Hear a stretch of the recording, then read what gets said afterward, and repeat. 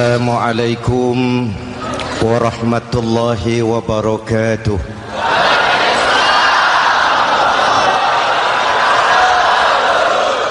Alhamdulillahillazi ja'ala Ramadhana syahra siyami lil mu'minin. Wassalatu wassalamu ala asyrafil mursalin Sayyidina Muhammadin wa ala alihi wa sahbihi ajma'in, amma ba'du. Para ulama yang saya muliakan, para pejabat baik sipil maupun militer yang saya hormati, alhamdulillah malam ini atas izin Allah, mudah-mudahan yang kita laksanakan ini merupakan bagian dari amal ibadah kita di bulan suci Ramadan ini. Hadirin, reformasi terbesar adalah reformasi yang dilakukan oleh baginda Nabi besar Muhammad sallallahu alaihi wasallam. 23 tahun merombak satu bangsa biadab menjadi bangsa beradab, merombak umat yang terpecah belah menjadi umat yang bersatu, merombak masyarakat yang tenggelam dalam kemusyrikan menjadi umat yang bertauhid. Reformasi besar apa yang dilaksanakan oleh Rasul dan apa hubungannya dengan kita sekarang? Ini yang ingin saya sampaikan malam ini. Pertama, beliau melaksanakan reformasi akidah, membebaskan manusia dari kemusyrikan, menyelamatkan manusia dari ketergantungan kepada benda. 13 tahun beliau berjuang di kota Makkah hanya untuk menanamkan la ilaha illallah Muhammadur Rasulullah. Dari sana segalanya dimulai, meletakkan fondasi. Saya yakin tidak ada Tuhan selain Allah dengan seluruh konsekuensinya. Kalau saya yakin tidak ada Tuhan selain Allah, maka saya tidak akan menyembah kecuali hanya kepada Allah. Orang yang benar fondasinya, benar sujudnya. Jelas? Kalau saya yakin tidak ada Tuhan selain Allah, saya tidak akan minta rizki kecuali hanya kepada Allah. Orang yang benar fondasinya, jauh dari korupsi, jauh dari judi.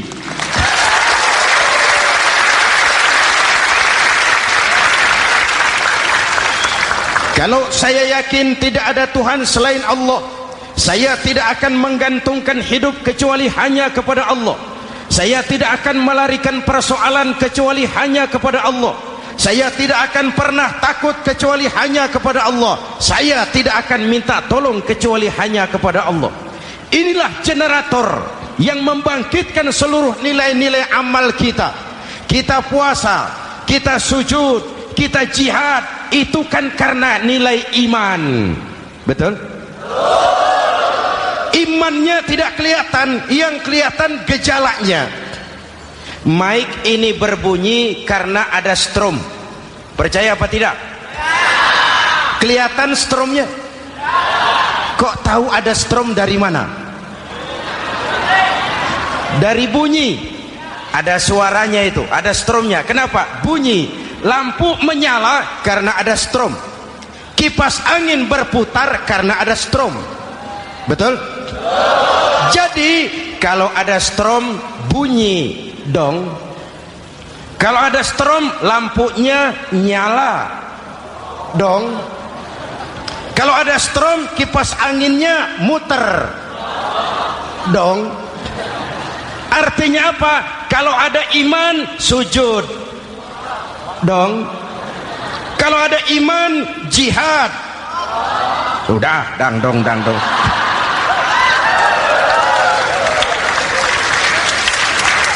Seluruh amaliyah kita hanya refleksi dari nilai-nilai keimanan. Maka dimulai dengan fondasi. Kalau fondasi kuat, apapun yang mau dibangun aman. Kalau fondasi rapuh, apa yang mau dibangun di atas fondasi yang rapuh. Karena itu, dengan tabligh akbar ini, pesan pertama saya, mari jaga nilai-nilai iman kita. Kita masih bergelut dengan zaman susah. Judi kembali merebak, narkoba meracuni remaja dan pemuda-pemudi kita, padahal dua-duanya sumber segala macam kemaksiatan. Judi mendidik orang jadi malas, dan sejarah belum pernah mencatat ada orang jadi kaya karena judi. Yang bangkrut, yang kere, yang melarat banyak.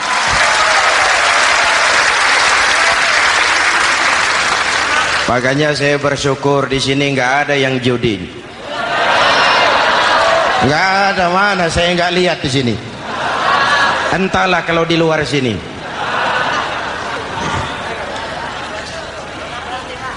Judi itu penyakit, kalahnya bikin penasaran, menangnya bikin ketagihan. Itulah penyakitnya.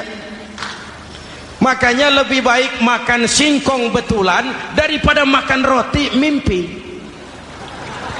Ayo, makan singkong betulan, makan roti mimpi, lebih baik mana? Lebih baik makan roti betulan, Mas. Maksud saya, uang 4-5 ribu rupiah itu daripada belikan togel, daripada dibelikan pakong, daripada dibelikan macam-macam undian judi, lebih baik dibelikan beras, makan sama-sama. Hadirin yang saya hormati, karena iman kita hidup, untuk iman kita berjuang, dalam iman kita ingin kembali menghadap Allah Subhanahu. Dahulu pun orang-orang tua kita berjuang memerdekakan negeri tercinta ini. Apa faktor penggerak utamanya? Iman. Imanlah yang mengajarkan orang-orang tua kita, hubbul watan minal iman. Cinta tanah air bagian daripada iman. Lah, tanah air kita kan bukan Aljazair. Tanah air kita bukan Palestina. Tanah air kita bukan Mesir. Tanah air kita mencintai Indonesia bagian daripada iman. Yang datang menjajah kebetulan kafir.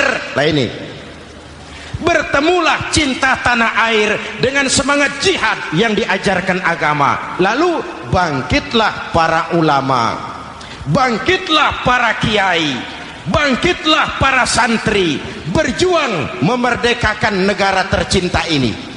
Saya tanya lagi, orang-orang tua kita dahulu berjuang melawan penjajah, senjatanya apa? Bambu runcing. Jenderal mana mau taruhan? Bambu runcing merdeka melawan tank. Bambu runcing merdeka melawan meriam. Bambu runcing merdeka melawan tentara-tentara profesional yang terlatih dengan baik. Menurut logika tidak mungkin. Menurut kebiasaan tidak bisa. Menurut rasio impossible. Entoh nyatanya kita merdeka. Lalu para pendiri Indonesia dengan jujur mencantumkan dalam mukaddimah Undang-Undang Dasar Negara kita kalimat yang berbunyi, dengan berkat rahmat Allah yang Maha Kuasa. Ada tidak itu dalam pembukaan Undang-Undang Dasar? Ada apa tidak? Pokoknya biar belum pernah baca, ada gitu saja sudah, ya, biar lancar urusan. Saya yakin kalimat ini bukan lipstick, not decoration only. Kalimat ini pengakuan moral, pengakuan batin yang sangat jujur dari para pendiri Indonesia bahwa Allah campur tangan dalam proses kemerdekaan. Kalau tidak, nggak ada ceritanya bambu runcing merdeka melawan tank.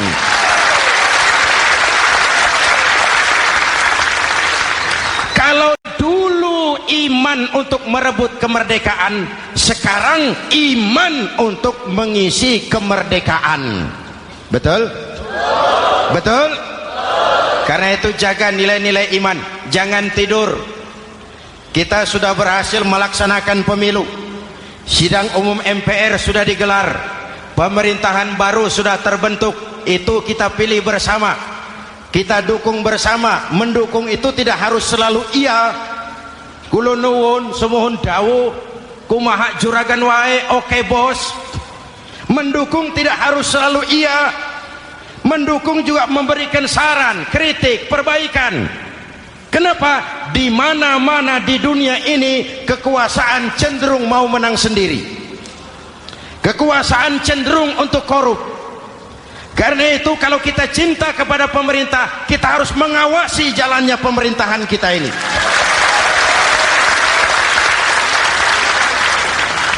Pengalaman ketika Orde Baru berdiri, kita percaya, kita serahkan penuh, lalu kita tidur. Akhirnya kita jadi susah sendiri. Betul? Umat Islam tidak boleh jatuh dua kali di tempat yang sama. Hari ini lewat sini jatuh wajar, belum tahu barangkali. Besok lewat sini lagi jatuh lagi, goblok tenan. Masa jatuh dua kali di tempat yang sama itu bagaimana? Hadirin yang saya hormati, nilai-nilai iman, intan paling mahal, mutiara paling berharga, tidak lain nilai iman. Imanlah yang menyebabkan kita gembira menyambut datangnya Ramadan, menyingsingkan lengan baju, menghamparkan sajadah, melakukan pendekatan yang intens kepada Allah. Kenapa? Kita mengerti nilai Ramadan. Tempo hari saya berikan contoh. Di tangan kanan saudara ada berlian, harganya 50 juta. Di tangan kiri saudara ada rumput seikat. Berlian dan rumput ini taruh di depan kambing. Kira-kira mana yang diambil kambing? Rumput, dasar kambing. Kambing tidak ngerti nilai berlian. Padahal kalau kambing sedikit mau pakai otak. Kalau berlian yang saya ambil, kata kambing, lalu saya bawa ke pasar, kemudian saya jual, harganya 30 juta, lalu dibelikan rumput, dapat rumput sekabupaten. Tapi kambing tidak ngerti nilai berlian, yang kambing tahu cuma rumput. Kenapa? Hidup kambing cuma melayani perut. Maka kata Imam Ali karramallahu wajhah, orang yang hidupnya hanya untuk melayani perut,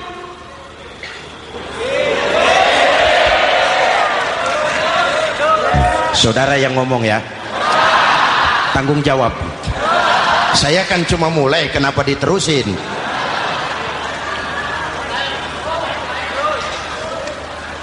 Hadirin yang saya hormati, jaga iman baik-baik, wariskan kepada anak-anak kita. Mereka harapan kita semua, mereka masa depan Indonesia. Akan bagaimana Republik Indonesia, bahkan akan bagaimana Islam di Republik Indonesia 20, 30, 40 tahun yang akan datang, anak-anak kitalah jawabannya.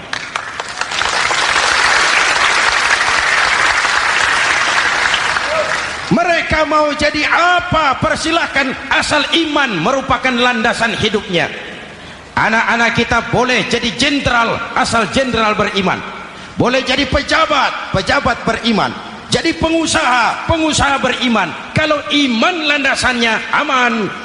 Jadi pengusaha, pengusaha beriman, insya Allah timbangannya tidak curang, ekonomi lancar, masyarakat tenang.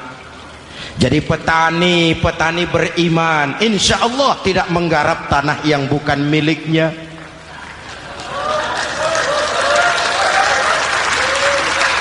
Jadi pejabat, pejabat beriman, insya Allah korupsinya sedikit.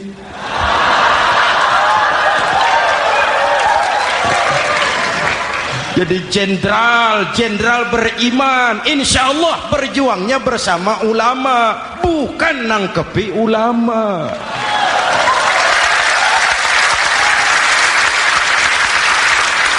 Jadi teknokrat, teknokrat beriman, jadi pengusaha, pengusaha beriman, jadi seniman, seniman beriman, jadi maling.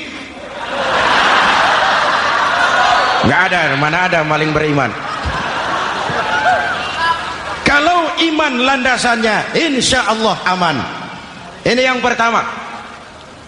Yang kedua, baginda Nabi melaksanakan reformasi sosial. Berupa apa? Membebaskan manusia dari ras diskriminasi, mengikat manusia dengan tali akidah. Diciptakan kita dari laki-laki dan perempuan, dijadikan kita bersuku-suku dan berbangsa-bangsa.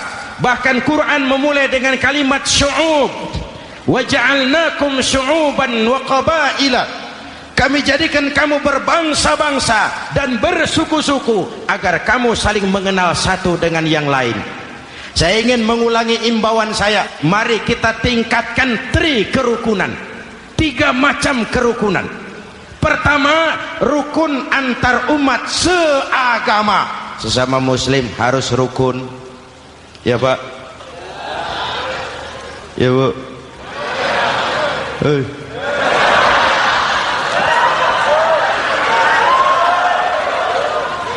Malam ini saya tidak merasa sebagai tamu di sini. Saya hanya keluarga di tengah-tengah keluarganya.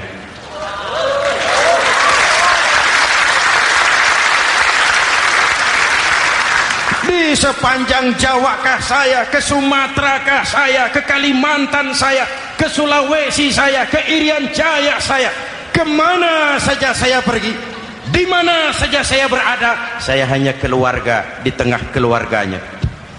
Sebagai muslim kita terikat akidah. Sebagai bangsa kita punya komitmen. Kita ingin bersatu nusa, satu bangsa, satu. Inilah kita. Hadirin yang saya hormati, rukun antar umat seagama. Hura-hura pemilu sudah lewat, ekses-eksesnya harus kita hilangkan. Boleh jadi kemarin-kemarin karena berbeda kaos sama teman gak teguran. Yang sudah-sudah, yang penting sekarang ke depan. Sudah capek kita rakyat diobok-obok. Sudah datang saatnya kita meluruskan saf, merapatkan barisan, menggalang semangat kebersamaan. Rukun antar umat seagama. Begitulah malam ini saya hadir di tengah keluarga sendiri. Yang mengikat kita apa? Akidah. Di masjid kita ditemukan, dan inilah simbol kehidupan umat. Tadi kita sholat isya dan tarawih di sini, menghadap ke arah yang sama, menyembah Allah Tuhan yang sama, melakukan gerak yang sama, membaca bacaan yang sama, dengan bahasa yang sama. Betul? Tapi kita datang dari segala penjuru. Kita datang dari sebelah lor, sebelah kidul, sebelah wetan, sebelah kulon. Di sini di masjid ini kita menghadap ke arah yang sama. Kita yang hadir di sini boleh jadi ada yang dari Sumatera, Kalimantan, Sulawesi, Irian Jaya, tapi kita adalah Indonesia. Jelas? Jelas? Saya sering kasih contoh, coba kalau sholat pakai bahasa masing-masing, ramai masjid, bingung malaikat. Ini Indonesia ramai karena tiap provinsi sholat pakai bahasa masing-masing. Kalau Riau bicara sendiri, Ambon bicara sendiri, Aceh bicara sendiri, Irian bicara sendiri, ramai masjid. Jelas? Jelas? Yang imam pakai bahasa Indonesia, takbir, Tuhan yang maha besar. Gagah sekali, bingung malaikat. Kembali kita kalau sholat pakai bahasa masing-masing. Betapa ramainya masjid. Itu cermin dari bangsa yang tidak bisa menjaga kesatuan dan persatuan. Uni Soviet almarhum Al-Mal'un itu negara adidaya, negara adikuasa, bersama-sama dengan Amerika menjadi polisi dunia. Tetapi kemudian dihantam oleh glasnost yang kebablasan, Gorbachev terpental, Soviet pecah jadi negara kecil berkeping-keping. mimpi mengembalikan Soviet seperti dulu. Begitulah kalau kita biarkan benih-benih disintegrasi ini terus berkembang, tidak ada lem perekat, maka kita akan pecah berkeping-keping dan kita akan jadi satu bangsa yang kecil. Oleh karena itu, yang pertama, jaga kerukunan antar umat seagama. Berbeda pendapat boleh, berpecah belah jangan. Berbeda partai oke, tapi berbeda dalam wawasan bernegara jangan. Jujur saja, saya kemarin musim pemilu itu sudah agak pesimis melihat, batin saya menjerit, ya Allah, kenapa umat jadi begini? Kenapa umat harus terkotak-kotak? Terlalu banyak partai-partai Islam waktu itu, 20 lebih. Begitu sidang umum MPR berjalan, saya mulai melihat titik optimisme. Ada yang mengkristal, di mana orang tidak lagi melihat partainya, tetapi melihat nilai-nilai imannya. Itulah yang memang utama buat kita.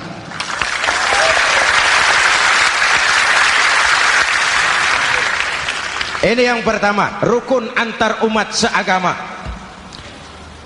Yang kedua, rukun antar umat beragama. Beberapa hari yang lalu ada kejadian yang mengenaskan di Jakarta Timur, Cipayung. Peristiwa penyerbuan Yayasan Dolos. Hadirin yang saya hormati, kita tentu menyesalkan kejadian itu. Kita tidak bisa menyetujui tindakan main hakim sendiri.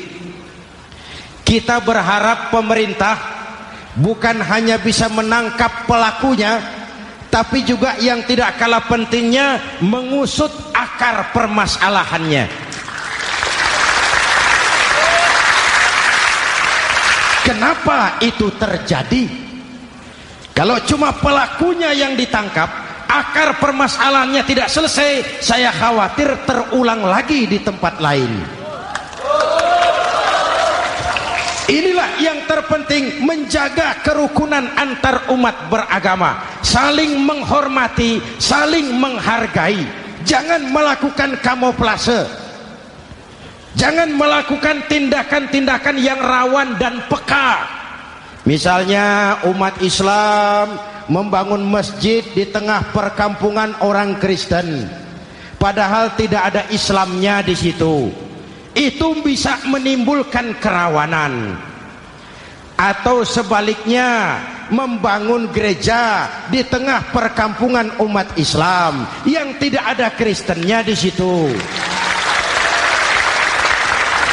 Atau sebaliknya, mereknya kegiatan sosial, mereknya kegiatan kemanusiaan, tapi isinya penyebaran agama kepada orang yang sudah beragama.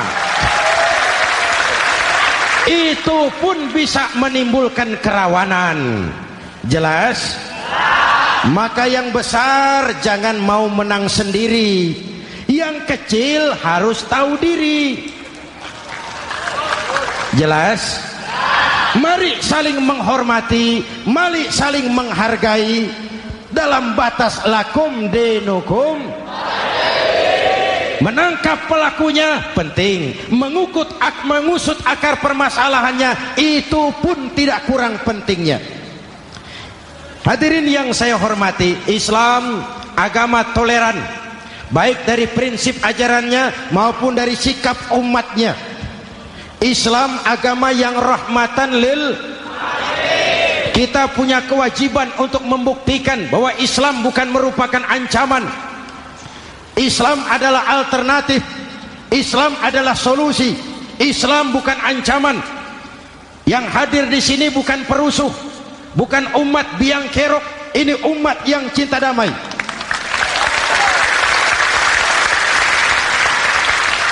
Ini umat yang tidak pernah mencari-cari musuh, tapi juga tidak akan pernah lari kalau bertemu musuh. Mari kita jaga kerukunan antar umat beragama. Jangan sampai peristiwa Dolos terulang lagi di tempat-tempat lain. Saling menghargai, saling menghormati. Jangan main hakim sendiri. tapi juga jangan mau menang sendiri.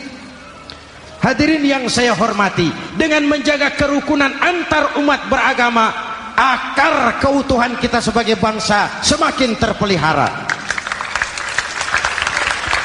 Lalu yang ketiga, rukun antar umat beragama dengan pemerintah.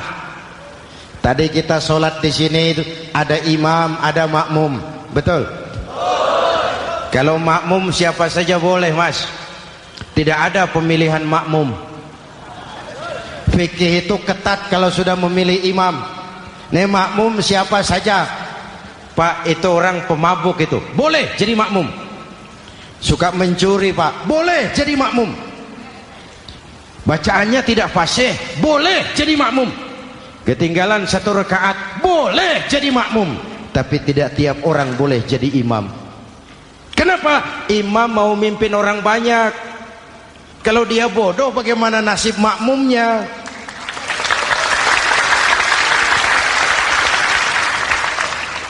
Ada karikatur di Medan, pernah kejadian anak kecil disuruh sholat sama ibunya. Nak, sholat kau. Ah, aku tak pandai sholat, mak. Si Ucok rupanya ini. Kata ibunya, sudahlah, kau ikuti saja bapakmu tuh. Apa yang bapak mau kerjakan, kau ikuti sajalah. Jadilah, mak, kalau ikut saja bisa laku. Berangkatlah anak ini kan, sholat di belakang bapaknya, jadi makmum. Sholat di balai bambu, tidak pakai tikar. Bangun sujud, hidung bapaknya terjepit bambu. Karena sakit dan kaget, refleks bapak ini teriak, aduh. Anak di belakang ingat pesan maknya, ikuti saja bapakmu. Si anak ini malah pakai irama, aduh.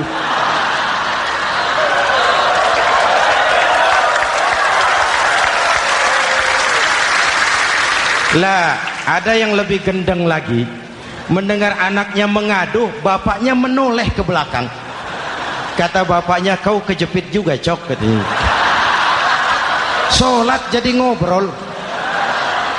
Kalau makmum dan imam sama bodohnya, rusak sholat ini.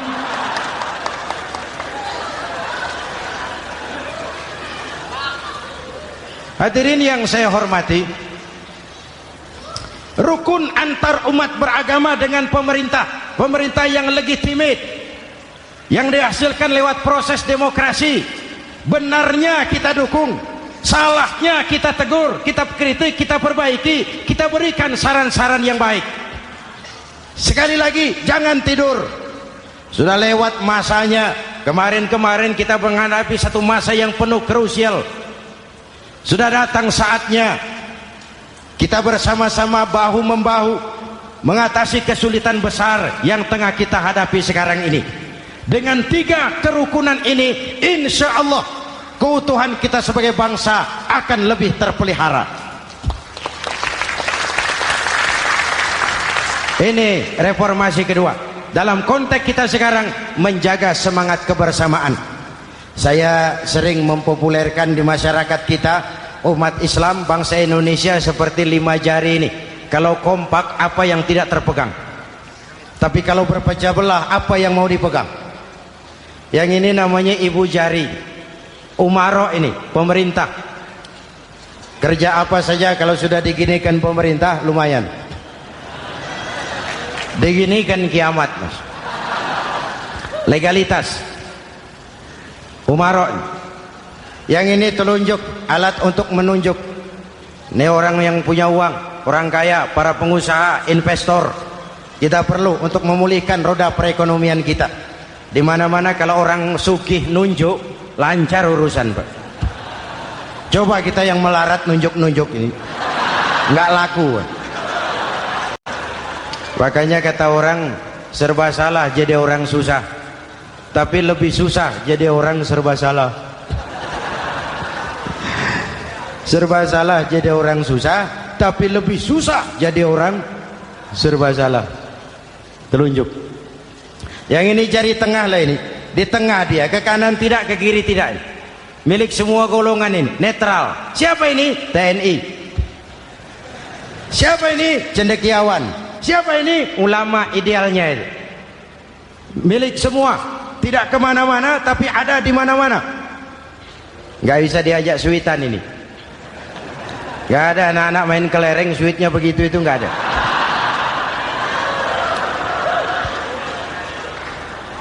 Ini jari manis remaja, pemuda, masa muda, masa yang paling manis.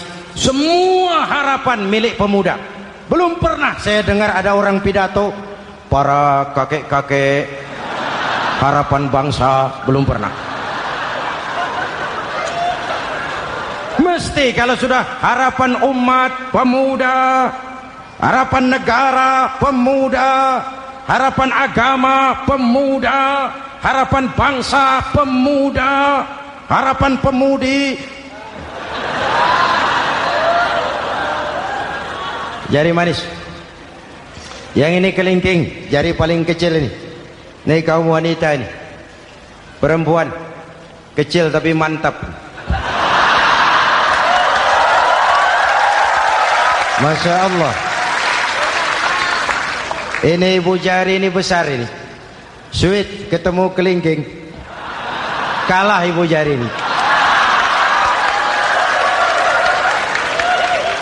Di mana-mana kekuasaan sering kalah sama perempuan.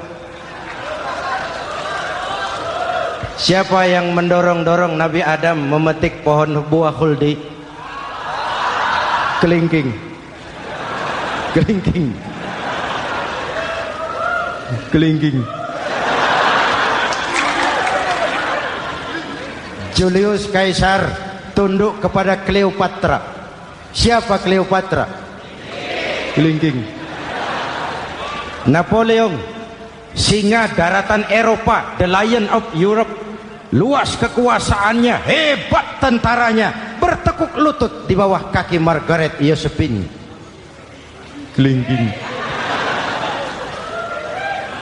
Hadirin yang saya hormati, kalau 5 pilar ini bersatu, ringan sama dijinjing, berat sama dipikul, kita akan jadi satu bangsa yang kuat. Jelas? Jelas? Dengan Ramadan, dengan tabligh akbar malam ini, mari kita jaga semangat kebersamaan. Saya selalu mengingatkan, sekarang lebih banyak tukang kompor daripada tukang lem. Lebih banyak tukang kompor daripada tukang lem. Hangati sana, sulut sini, bakar sana, panasi sini. Terbakar kita, dia lari tepuk tangan, dan kita yang rugi. Jelas? Jelas?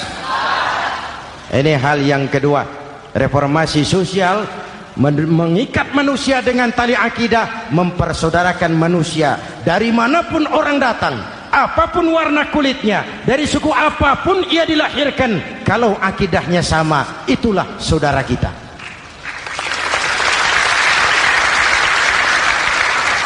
Kembangkan terus kerukunan antar umat seagama, antar umat beragama, dan antar umat beragama dengan pemerintah. Muslim bagaikan satu tubuh. Jikalau yang satu sakit, yang lain ikut merasakan sakit. Muslim bagaikan sebuah bangunan, yang satu sama lain harus saling memperkuat. Ada yang jadi tiang, tentu. Ada yang jadi pintu, memang. Ada yang jadi genteng, iya. Tapi satu sama lain harus saling memperkuat. Tidak bisa genteng ngomong sama tiang. Kata genteng, saudara tiang, kamu sih enak. Saya setengah mati, kata genteng. Hujan kehujanan, panas kepanasan, kadang-kadang anak-anak nakal saya dilontari batu, kata genteng. Yang jadi tiang ngomong lagi, kata tiang, saudara genteng, jangan sembarangan kalau ngomong. Kamu kira kamu bisa nongkrong di atas? Itu gara-gara siapa, genteng? Aku yang topang dari bawah, kata tiang. Kamu jadi anggota DPR, jadi anggota MPR, jadi pejabat, kami rakyat yang angkat.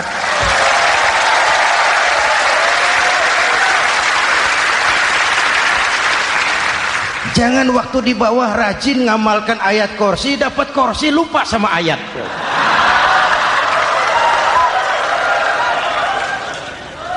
Mari ringan sama kita jinjing, berat sama kita pikul, duduk ya kita sama rendah, berdiri kita sama tegak. Tidak ada warga negara kelas 1 di Republik ini. Ini reformasi kedua. Yang ketiga, reformasi menegakkan keadilan, menyelamatkan manusia dari kezaliman. Sebelum Islam datang, sebelum Rasul datang, manusia dibedakan oleh hartanya, manusia dibedakan oleh warna kulitnya, manusia dibedakan oleh keturunannya. Beliau dengan tegas mengajarkan, innallaha la yanzuru ila suwarikum wala ila amwalikum walakin yanzuru ila qulubikum wa a'malikum. Allah tidak melihat potonganmu, Allah tidak melihat hartamu. Yang Allah lihat itu hatimu dan amal perbuatan.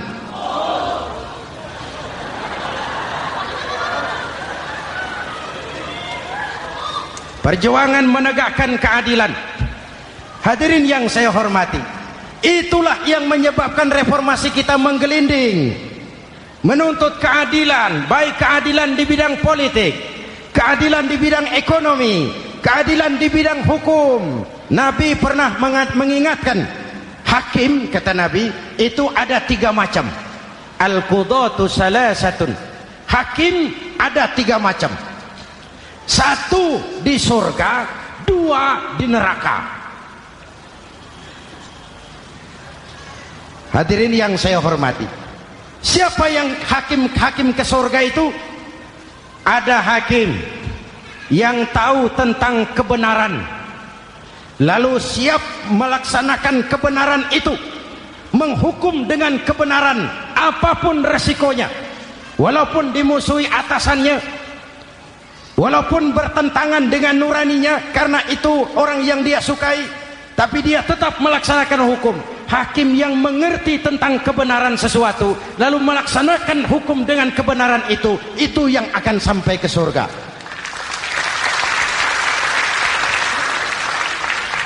Yang kedua, ada hakim tahu tentang kebenaran tapi tidak mampu melaksanakan hukum dengan kebenaran itu.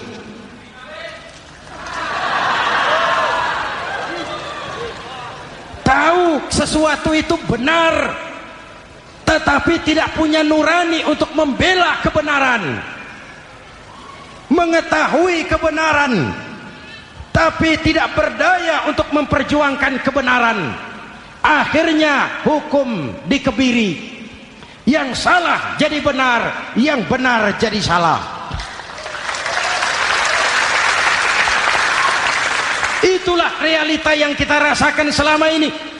Yang baca Quran dengan suara merdu dapat piala, yang mengamalkan Quran dengan konsekuen dapat penjara,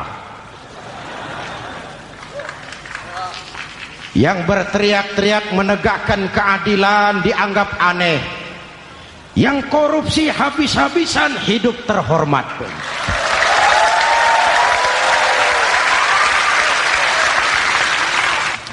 Jadi yang kedua tadi hakim yang tahu kebenaran tetapi tidak mampu melaksanakan hukum sesuai dengan kebenaran, diperkosanya kebenaran, ditekannya hati nuraninya, sehingga ini yang mengakibatkan terlukanya perasaan keadilan.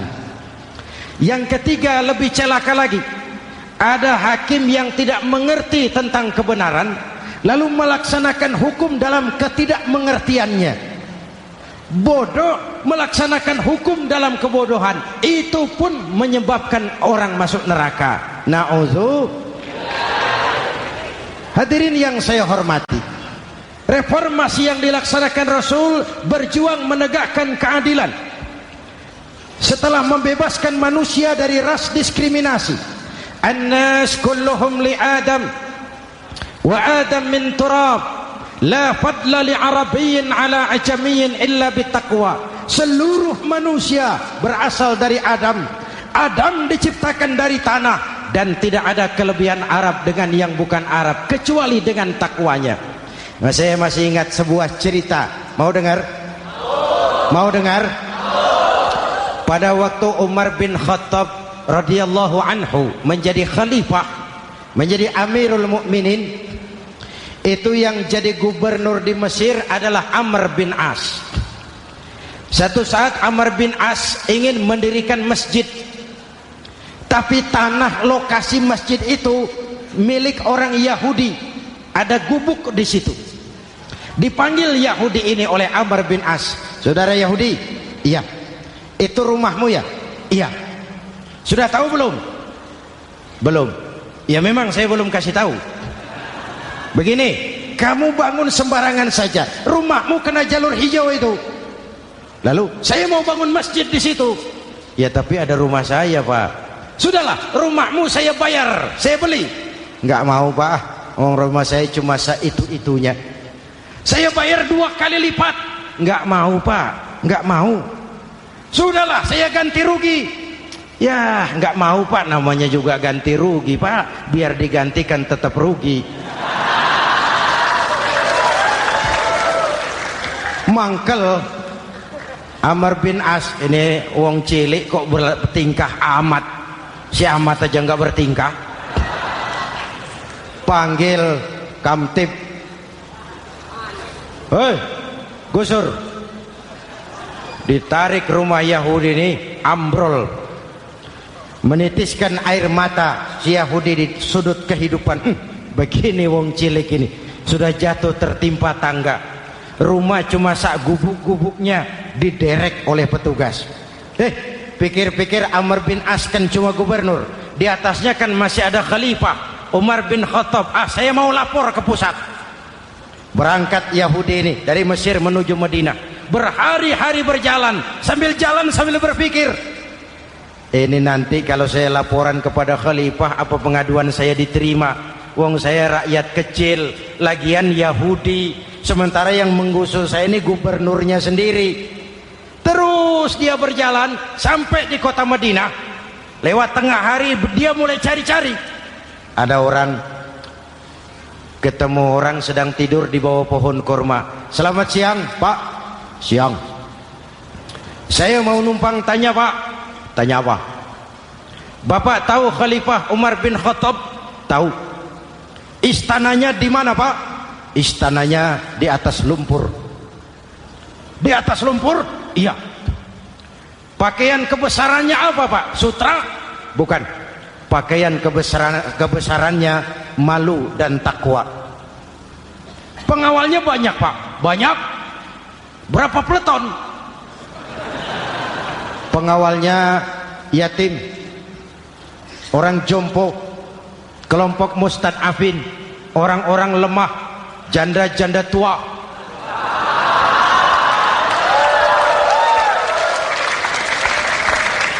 Itu pengawalnya. Pakaian kebesarannya malu dan takwa. Pengawalnya orang-orang lemah, tidak berdaya. Kok begitu, Pak? Begitulah Umar bin Khattab. Orangnya sekarang di mana, Pak? Di depan kamu. Jadi Bapak, iya. Bapak, iya. Saya Umar. Ada apa, Mas? Oh, yang datang dari Semarang waktu itu. Gini loh, Pak, saya mau menuntut keadilan. Keadilan kenapa? Gubernur Bapak Amr bin As itu, Pak, zolim. Kenapa dia? Gubuk saya main tarik saja, runtuh. Saya nggak punya rumah lagi, wong saya ini golongan makmur, cuma rumah sama sumur.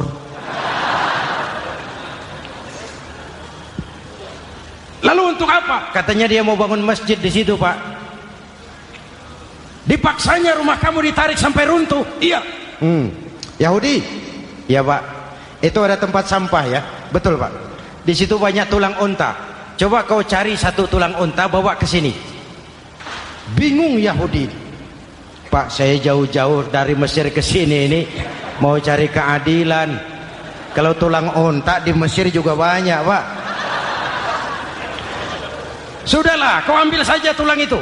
Berangkat Yahudi penuh tanda tanya, ambil sebuah tulang unta, diberikan kepada Khalifah Umar bin Khattab. Tulang ini diambil, Umar hunus pedangnya, dengan ujung pedang dibuat garis lurus di atas tulang unta itu. Rat. Selesai. Yahudi, iya Pak, sekarang kau kembali ke Mesir, serahkan tulang ini kepada Umar bin Amr bin As. Makin bingung Yahudi, jauh-jauh datang kemari kira mau dapat keadilan, cuma dapat tulang. Ya sudahlah, namanya wong cilik, berangkat dia pulang ke Mesir. Berhari-hari sampai di Mesir. Pak Gubernur, ya lapor. Ada apa Yahudi? Saya dari pusat. Loh, kamu dari Madinah? Iya Pak. Ngapain sih kamu ke sana-sana? Nuntut keadilan. Kamu bertemu Khalifah? Ketemu Pak. Terus tulang.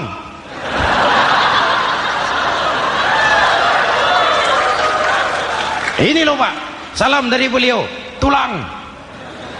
Apa maksudnya? Aku nggak ngerti lah itu Pak. Yes, go rene. Diambil tulang itu, Amr bin As melihat ada garis lurus dengan ujung pedang, gemetar badannya, keringat bercucuran. Kepala proyek dipanggil. Mas, ini proyek masjid batal. Gubuk Yahudi dirikan lagi. Loh Pak, kata kepala proyek, saya kan sudah menang tender Pak.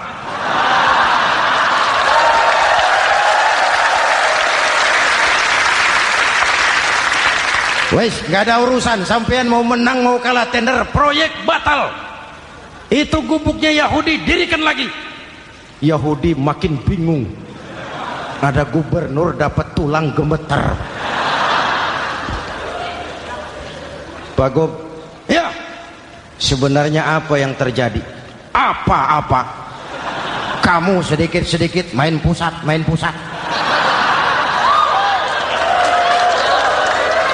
Bu, yang ngomong dulu toh. Ya kan awalnya saya sudah ngomong Pak, tapi gubuk saya tetap ditarik. Percuma ya saya ke pusat Pak. Saya dapat teguran keras dari Khalifah. Tahu kau apa artinya ini? Seolah beliau berkata, "Hai Amr bin As, jangan mentang-mentang sedang berkuasa kau bertindak seenakmu. Berlaku lurus dan adillah kamu seperti lurusnya garis di atas tulang ini."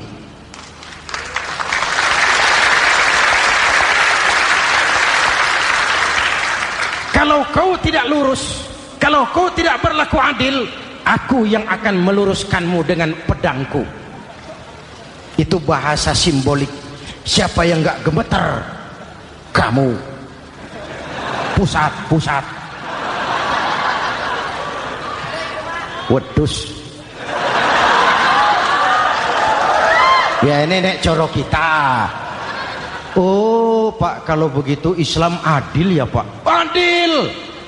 Jadi saya menang Pak. Menang kamu. Padahal saya Yahudi. Tapi menang ya. Menang.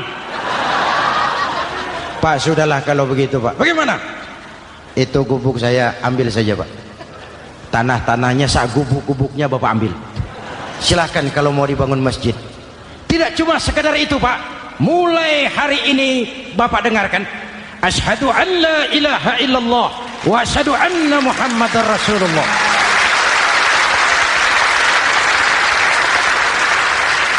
Yahudi bisa menang perkara menghadapi gubernur.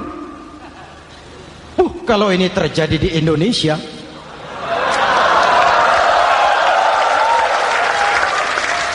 amin. Oke, lalu siapa pemimpin adil itu? Setiap kita kan pemimpin.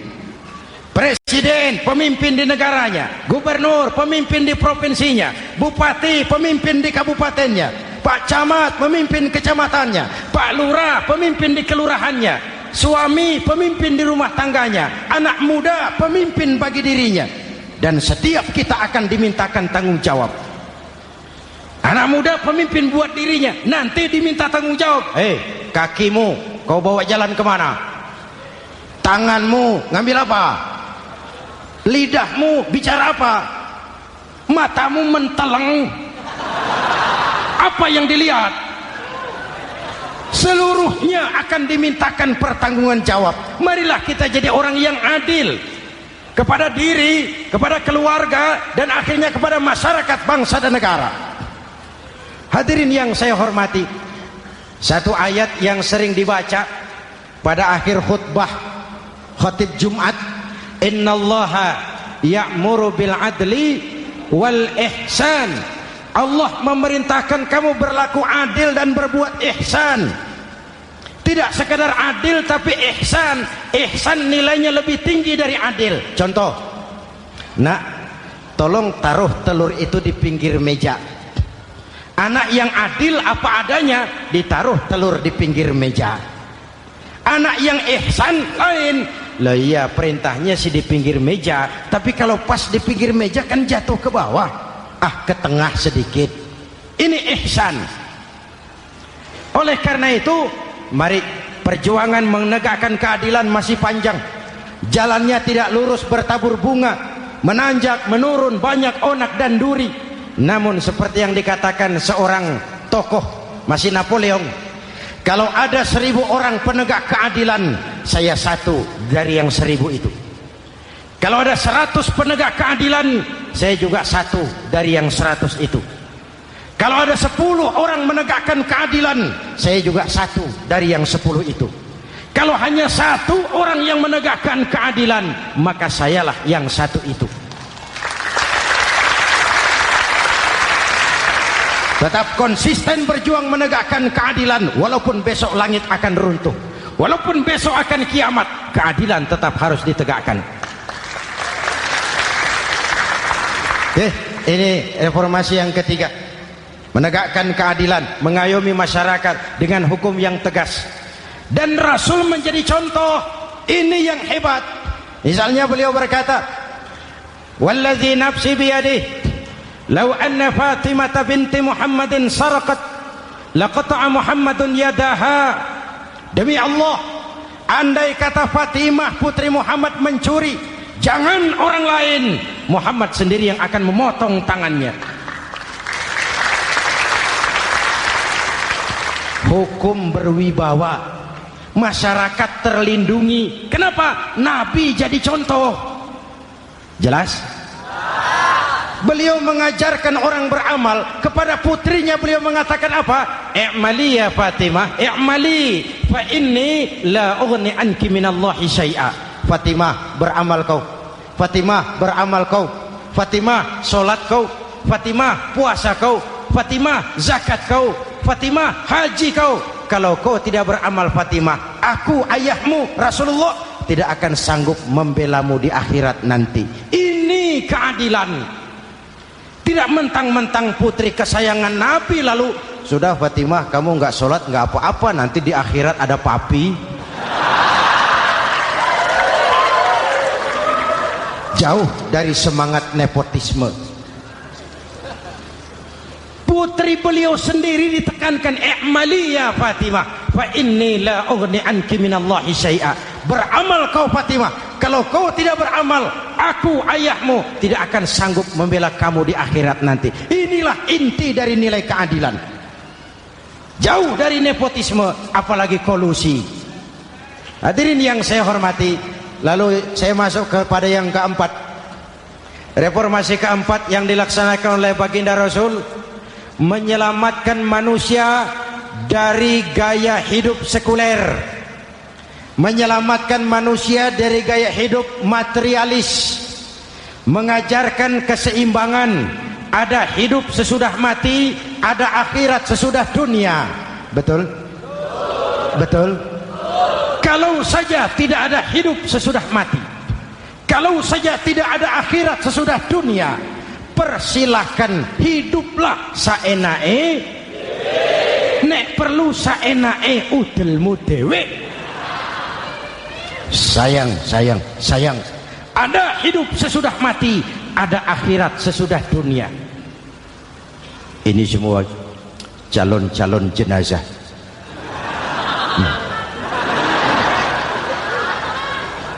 calon lurah belum tentu jadi lurah, calon gubernur yang antri panjang, calon menteri mimpi, calon jenazah pasti. Betul? Karena ada hidup sesudah mati, ada akhirat sesudah dunia. Ini jadi rem. Saya kepengen kaya, tapi kalau menipu orang bagaimana dikubur? Saya kepengen naik pangkat, tapi kalau memfitnah orang bagaimana di akhirat? Melahirkan disiplin. Tujuan keyakinan akhirat mewarnai cara kita hidup di dunia. Hadirin, mari kita berdoa.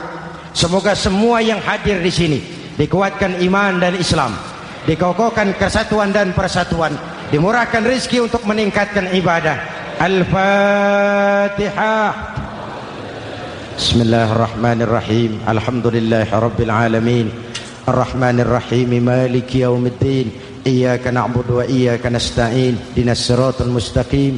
Siratal ladzina an'amta 'alaihim ghairil maghdubi 'alaihim waladdallin. Amin. Nanti di akhir doa sama-sama kita kumandangkan kalimat tauhid. Bismillahirrahmanirrahim. Amin. Alhamdulillahirabbil alamin. Allahumma salli wa sallim mubarak ala sayyidina Muhammadin wa ala alihi wa sahbihi ajma'in. Allahumma rabbana taqabbal minna salatana wa siyamana wa qiyamana wa takhashu'ana wa ta'abbudana wa tammim taksirana ya arhamar rahimin. Allahumma ja'alna minas su'ada'il maqbulin wa la taj'alna minal ashqiya'il mardudin. Ya Allah, dengan sepenuh perasaan dan pengharapan, dengan segala kerendahan dan kelemahan, kami bermohon kehadirat-Mu. Tautkan hati kami bangsa Indonesia